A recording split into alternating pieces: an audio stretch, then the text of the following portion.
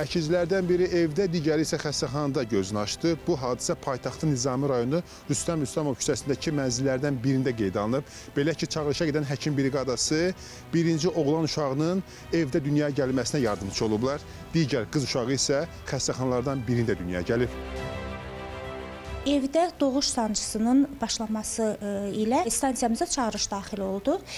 Dərhal çağırış yerinə getdik briqadamızla və getdik orada həqiqətən də doğuş prosesinin başlandığını gördük. Mən doğulan uşağa nəzarət məqsədi ilə stansiyamızın pediatr həkimi Günay Abdullayevanı dəvət elədim ünvana və yaxınlarının verdiyi məlumata görə xəstə əkiz hamilədir. Dərhal doğuş prosesinin başa çatması üçün xəstəyə yardım elədik. Oğlan uşağı dünyaya gəldi. 2 kilo 400 ağırlığında. Uşağa ilkin yardım olunduqdan sonra ana və uşaq Sabunçu Tibb Mərkəzinin doğum şöbəsinə təxliyə olundu və orada da ikinci uşaq, qız uşağı dünyaya gəldi. Sizin bu fəaliyyətiniz dövründə ilk belə hal, yoxsa belə hallar olurmu? Bəli, belə hallar bizdə çox olur və hər dəfə də çalışırıq ki, kömək eləyək.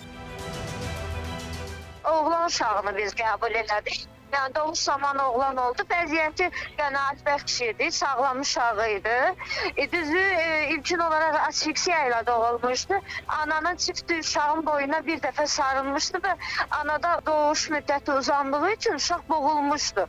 Yəni asfiksiya baş vermişdi. Daha sonra biz onu təmizləyib özünə gətirib normal vəziyyətə gətirdik. Bəlləyib xəstəxanaya aparıb təhvil verdik. Orada da həkimin baxışı zamanı uşağın vəziyyəti normal idi. Yəni birinci uşaq dünyaya gələndə, yəni ikincinin olacağı da gözlənilir də. İkincisi bəli olacağı gözlənirdi. Sadəcə ana həm gücsüz olduğu, həm halsız olduğu göz önünə alınaraq biz ona yardım etməyə çalışdıq. Lakin ana heç cürə yəni ki, bildirdi ki, sancısı gəlmir. Biz ona görə xəstəxanaya onu hospitalizasiya edərdik və orada da məlum oldu ki, ikinci uşaq qız uşağı sağrı gəlişi ilə gəlir. Ona görə anada sancı verilir. Yəni ehtimal edildi ki, orada kesir əməliyyatı həyata keçirsinlər. Çünki anada sancı yox idi.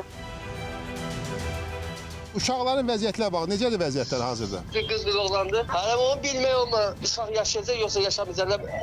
Şeydədir, şübhə bəttindədir. Şu an biri yaxşıdır, biri biraz ağırdır.